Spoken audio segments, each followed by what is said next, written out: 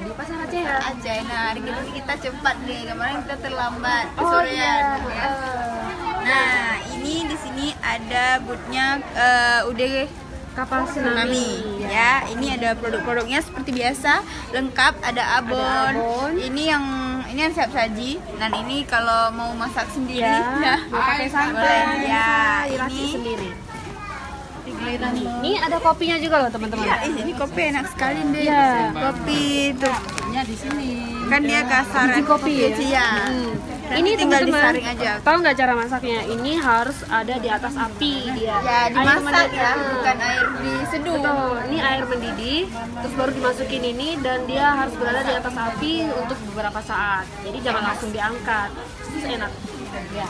Terus ini yang siap sajinya yang fenomenal. Kemamah Ini kemamah kering. kering juga ada yang Kemamah basah. basah.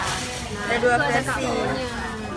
Dan Nah, ini kakao. ada yang seger-seger juga untuk Hah? berbuka, Untuk buka kolang puasa. kaling ya. Ini juga dari Ini UD, manisan kolang kalingnya. kapal tsunami. Ya. Nah, di sini ada pala, teman-teman. Palanya bukan. Kalau bukan. Ya. Ada Yuk, produk teman-teman. lainnya lah.